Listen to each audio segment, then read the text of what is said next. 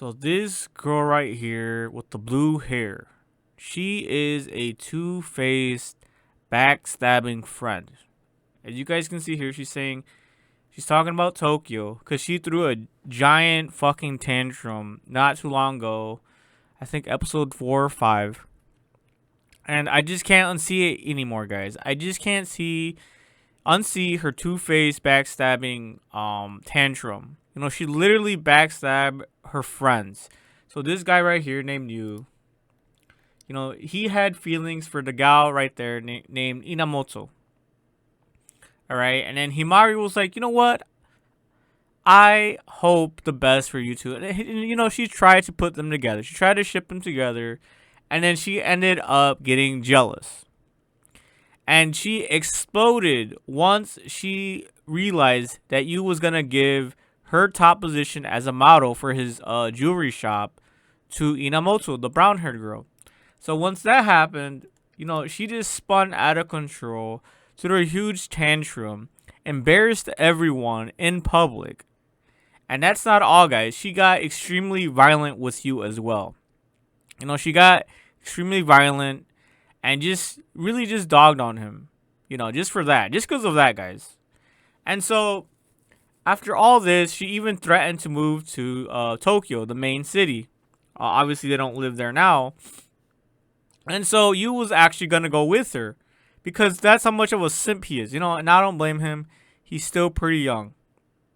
And so, while all this was going down, Inamoto still deep in her soul, deep in her heart, found herself to somehow consolidate all this by saying, you know what? Instead of getting mad and rage quitting, she still is friends with Hinamari. Even though Hinamari pretty much backstabbed her, did all this stuff, threw tantrums, just showed a very ugly side of her. If this was, and this is not the usual Hinamari that we know. Even within the description of her,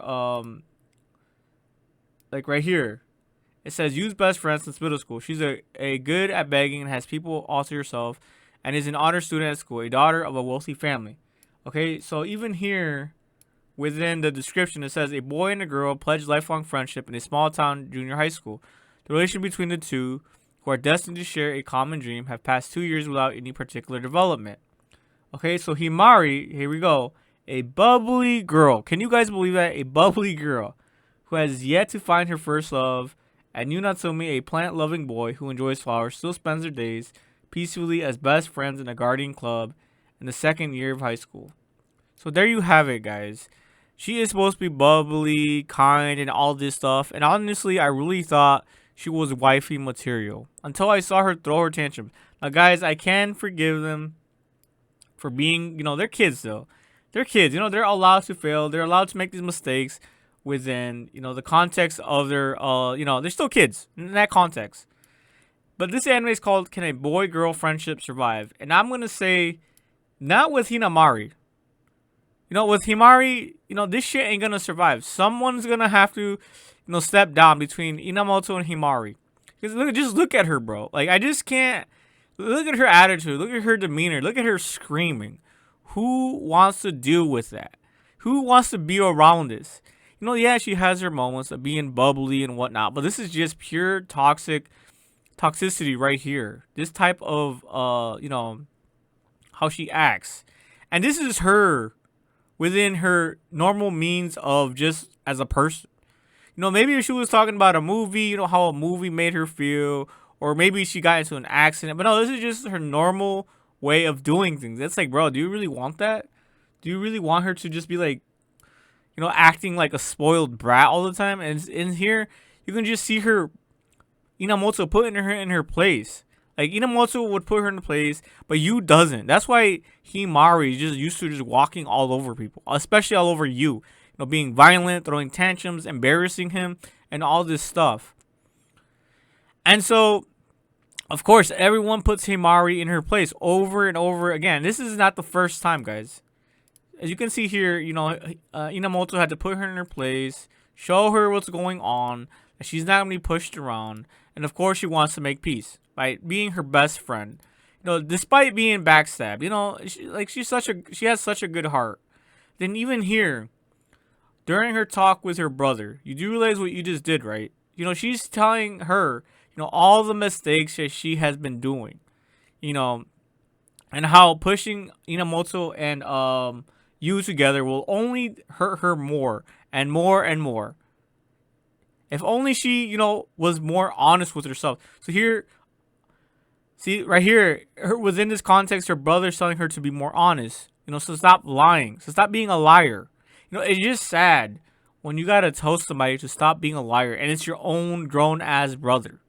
You know, this should be common sense to her, but it isn't. She's just that toxic. She just that bewildered. She just that, you know, spoiled. You know, even here, you know, when her brother says all this, she's still not absorbing this, guy. She's still not getting it, to the point where her brother even has to go so far to snap on her because she has such, you know, a stiff head. She's just so lost in her own little bubble, in her own little world. Right here, she says, "Oh, what isn't considered a lie, bruh?"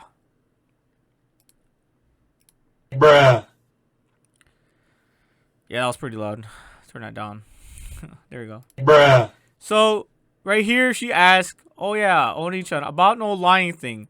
What's considered a lie? Like really? This is like, how much more evidence do you guys need? She backstabbed. She lies. She's two-faced. You know, she said she tries to cheer on, you know, her best friends to get into a relationship, but then throws a tantrum when shit doesn't go her way. You know, she's loud, obnoxious. You know, yeah, sure, she has her bubbly moments. She has her moments where she's just like, she seems like a wifey material. But then these tantrums and all these things, it's just so hard to watch. See, that's the problem with you. I'm sorry. See, her brother, yet again, having to discipline her, because this isn't the first time either. She's disciplined her over and over and over again, bro. This is just so hard to watch. So this anime is no longer called, guys. You know, this anime is called "Can a Boy and Girl Friendship Survive?" More like, can you survive having a two-faced friendship? That's what this anime should be called. Honestly. Bro, that was fire. So this anime is now going to be a science experiment to see if you can survive with a two-faced friend, backstabbing, lying, tantrum, a spoiled brat. That's what this anime is about. And I can't wait to see Himari have to step down and give you to Inamoto. But of course, I bet you is gonna go the simp route and, you know, choose Himari over Inamoto, despite her making so many failures after failures willingly.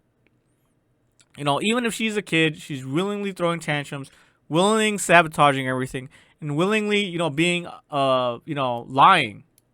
So yeah, honestly, this is one of those animes where I just can't wait to see Himari just step down. But at the same time, it's just so hard to watch because I know our boy Yu, he's still too young and he still simps for Himari and always forgives every wrong turn she does when in reality she's just toxic. But yeah, guys, that's all I want to say, guys. Peace.